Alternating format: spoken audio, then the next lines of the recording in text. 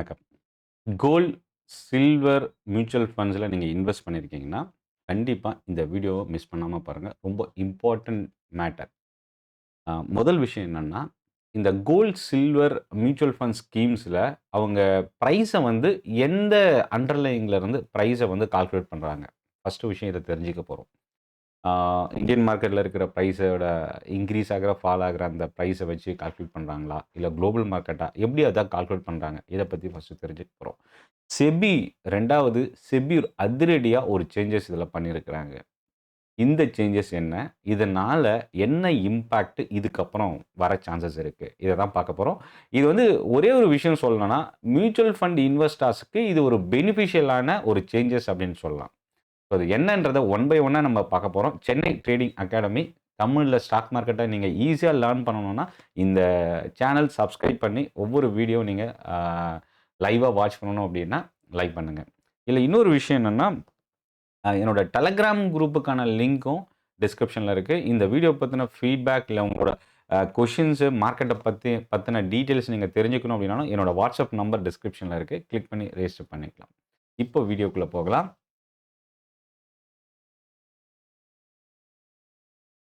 இப்போ ஃபர்ஸ்ட் விஷயம் என்ன அப்படின்னா, ஓல்டு ஸ்கீம் என்ன இருந்தது அப்படின்னா, மியூச்சுவல் ஃபண்ட பொறுத்தவரைக்கும், அவங்க வந்து எந்த பிரைஸ வச்சு அவங்களோட என்ஏவிய செட் பண்ணுவாங்க.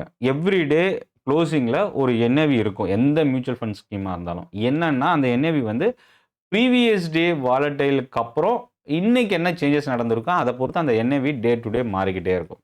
அத பொறுத்து தான் நம்மளோட இன்வெஸ்ட்மென்ட். ஏன்னா, நம்ம வாங்கி வைக்கிறது அந்த என்ஏவிய தான் வாங்கி ஹோல்ட் பண்ணி வைக்கிறோம். நம்ம சர்டன் குவான்டிட்டி. ஸோ மாசம் நான் ஒரு ரூ. 5000 எஸ்ஐபி போடுறேன்னா, அந்த ரூ. 5000க்கு ரூ. 10 என்ஏவி அப்படின்னு ஒரு எக்ஸாம்பிளுக்கு வச்சுக்கிட்டோம்னா, 500 யூனிட்ஸ் வந்து நமக்கு ரிசீவ் பண்றோம். அப்போ அடுத்த நாள் மார்க்கெட் மூவ்மெண்ட்ட பொறுத்து அந்த என்ஏவியோட சேஞ்சஸ் இருக்கும். அடுத்த நாள் மார்க்கெட் ஃபால் ஆச்சுன்னா, நம்ம வாங்கி வச்சிருக்கிற ₹10ன்னு வாங்கியிருக்கிற என்ஏவியோட பிரைஸ் கொஞ்சம் குறையும். ஸோ இதுதான் வந்து நம்ம மியூச்சுவல் ஃபண்ட்ல நடக்கிற actual day to day market ட்ரெண்ட பொறுத்து என்ஏவி எப்படி சேஞ்ச் ஆகுது. ஆனா, இதுக்கு பின்னாடி பக்கம் போய் பார்க்கும்போது, இந்த என்ஏவி எத பொறுத்து மாறுது? கோல்டு, சில்வர பொறுத்தவரைக்கும் அவங்க எப்படி எடுத்துக்கிறாங்கன்னா, எல்பிஎம்ஏ அப்படின்னு லண்டன் புல்லியன் மார்க்கெட் அசோசியேஷன். இத இங்க இருக்கிற பிரைஸ பேஸ் பண்ணி தான் இவங்க எடுத்துக்கிறாங்க. இத டைரக்ட்டாவே எடுத்துக்கிறாங்களான்னா, கண்டிப்பா எடுத்துக்க மாட்டாங்க. ஏன்னா, இது ரூபில ட்ரேட் ஆகுறது இல்ல. ரூபில வந்து அப்டேட் ஆகுறது இல்ல. ஸோ அந்த எல்பிஎம்ஏ ஓட பிரைஸுக்கு அப்புறம் இவங்க எப்படி அத செவரல் அட்ஜஸ்ட்மென்ட் நடக்குது. என்னென்ன அட்ஜஸ்ட்மென்ட் நடக்குது? ஏன் நடக்குது?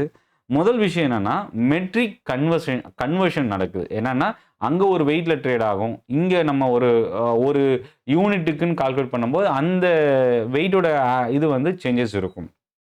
2வது விஷயம் கரன்சி கன்வர்ஷன் நடக்கும். ஸோ அது ஆல்ரெடி யுஎஸ் டாலர்ல ட்ரேட் ஆகும். இப்ப நம்ம ரூபில சேஞ்ச் பண்ணணும்.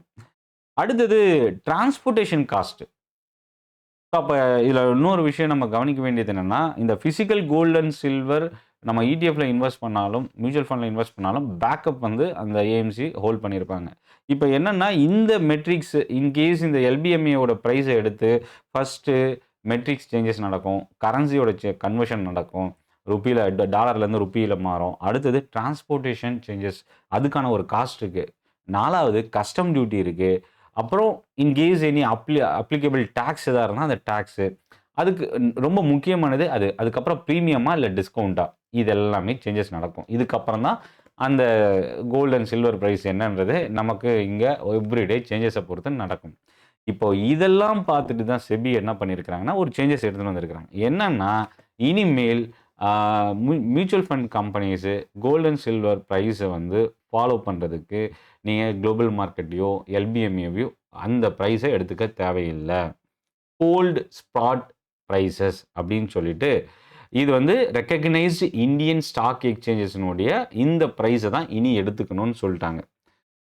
இப்போ இது வந்து முதல் விஷயம் என்னன்னா, டொமஸ்டிக் ஸ்பாட் பிரைஸ். இப்போ இந்த டொமஸ்டிக் ஸ்பாட் பிரைஸ்ன்னு வரும்போது என்னென்னலாம் சேஞ்சஸ் இருக்கும்னா, இந்த கரன்சி கன்வர்ஷன் இருக்காது. மெட்ரிக் சேஞ்சஸ் இருக்காது. அதுக்கப்புறம் இந்த கஸ்டம் டியூட்டி, டிரான்ஸ்போர்டேஷன் இந்த டிரான்ஸ்போர்டேஷன் எல்லாமே அதில வர்றதுனால, இந்த ஸ்பாட் பிரைஸ்லேருந்து நம்ம இத மட்டும் ஒரு சில சார்ஜஸ மட்டும் ஆட் பண்ணாவே போதுமானது. அ இப்போ இந்த எக்ஸ்சேஞ்ச் இந்த அ ப போல்டு பிரைஸ் அதாவது போல்டு ஸ்பாட் பிரைஸ வந்து யாரு அப்டேட் பண்ணுவாங்கன்னா, எக்ஸ்சேஞ்சஸ் வந்து பப்ளிஷ் பண்ணுவாங்க. மியூச்சுவல் ஃபண்ட் கம்பெனி கண்டிப்பாக இந்த செபியோட ஸ்பாட் போலிங் கைட்லைன்ஸை தான் யூஸ் பண்ணணும். ஸோ அப்போ என்னென்னா டைரெக்டாக என்ஏவி கால்குலேஷன் வந்து ஈஸியாக இந்தியன் மார்க்கெட் ப்ரைஸ் என்னன்றதை அண்டர்ஸ்டாண்ட் பண்ணிக்க முடியும். இப்போது ஏன் இந்த சேஞ்சஸ் பண்ணியிருக்கிறாங்க அப்படின்னா, டொமஸ்டிக் மார்க்கெட்டோட ரிஃப்ளெக்ட் ஆகணும். மியூச்சுவல் ஃபண்ட் ஸ்கீம்ஸ் வந்து டொமஸ்டிக் மார்க்கெட்டோட ப்ரைஸை தான் ரிஃப்ளெக்ட் பண்ணணும். 2வது விஷயம் என்னென்னா வேல்யூவேஷன் யூனிஃபார்மிட்டி. அதாவது ஒரு ஸ்கீமுக்கும் இன்னொரு ஸ்கீமுக்கும் நிறைய டிஃப்ரென்ஸ் இருக்கும்.